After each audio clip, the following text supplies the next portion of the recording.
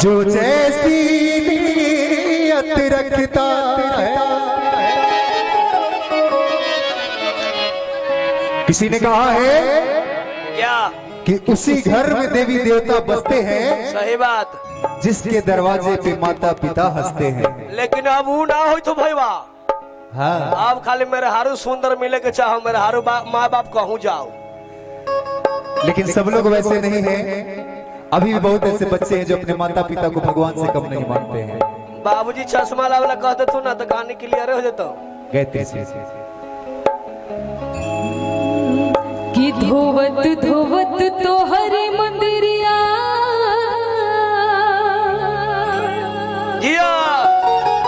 अरे हथवा दुखैले हो रे तो बुनाही काहे मैया कैलेंडर भैया हो। हर दया तो हरो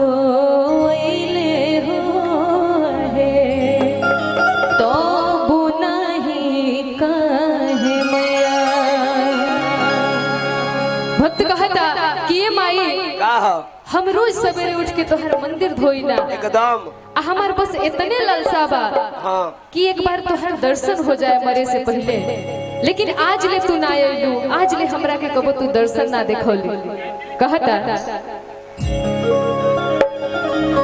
कि धोवत धोवत तोहर मंदिरिया हथवा दुखैले हो। धोवत धोवत तोहर मंदिरिया हथवा दुखैले हो तो बुनाही काहे मैया, तो बुनाही काहे मैया दया तोहरो अइले हो है तो बुनाही काहे मैया दया तोहरो अइले हो तो बुनाही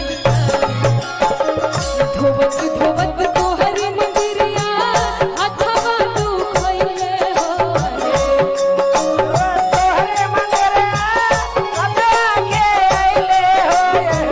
धोवत धोवत तोहर मंदिरिया हथवा दुखैले हो तो बुनाही काहे मैया, तो बुनाही काहे मैया तोहरो अइले हो तो बुनाही काहे मैया तोहरो अइले हो तो बुनाही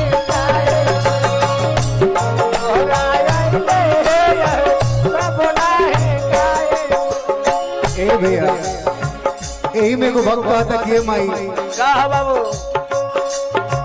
नदिया बासुनर सुनर पारत बासुनर सुनर नदिया बासुनर सुनर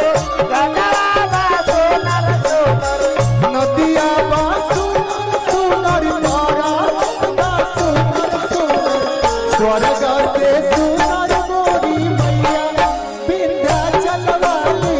स्वर्ग से सुनर मोरी मैया विंध्याचल वाली।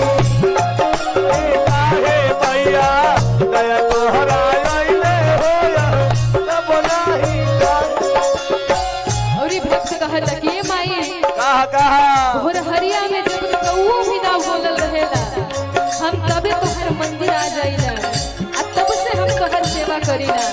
लेकिन आज ले तू हमार एको बात ना मनलू। कहता कौआ बोले से पहले आइला मंदिरिया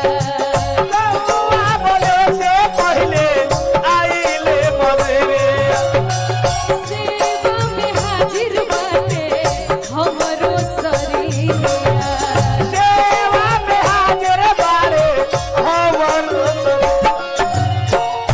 कौआ बोले से पहले आइले मंदिरिया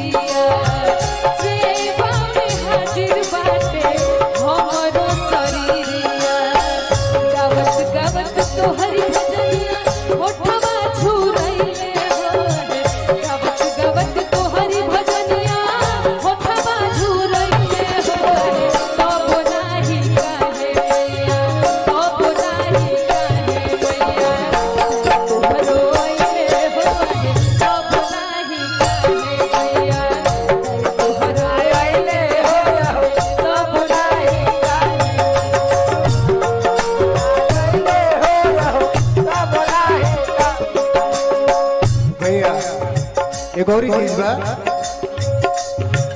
लाल लाल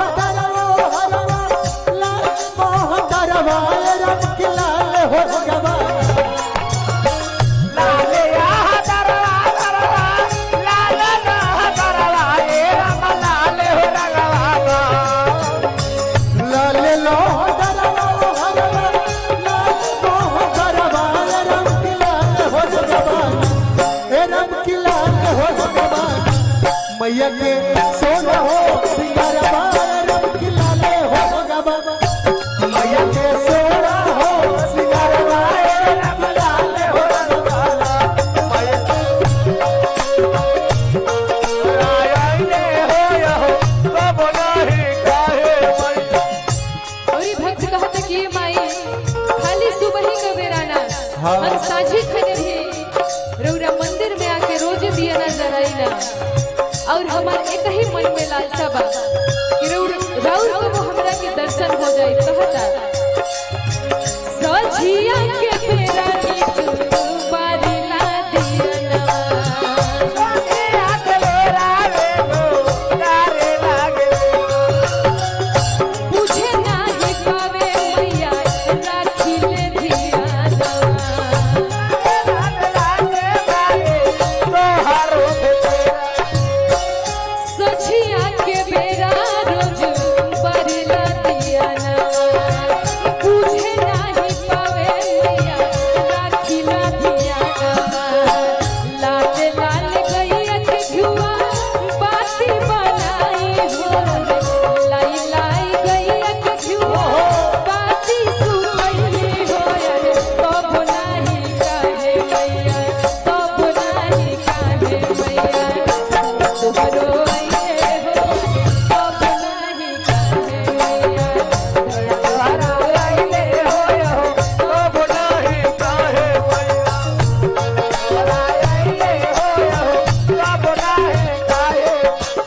कलंदर भैया एक और ही बात याद आ गई इन्हें अब भग भग माई से घोरावा तका पूर्व से फुटली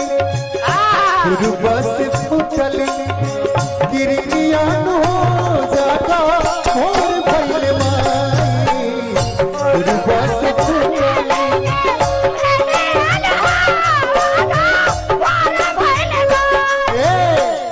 तुहके जगावे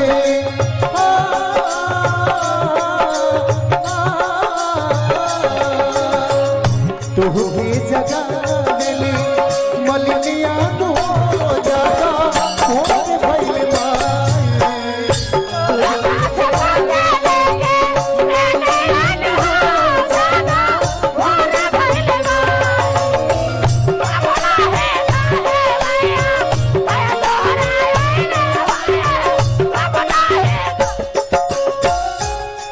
भक्त कहता माई के ए माई तोहरा के नीम और अड़हुल सबसे ज्यादा पसंद बा एही से हम अड़हुल के पेड़ लगौनी हम नीम के पेड़ लगौनी। भक्त कहता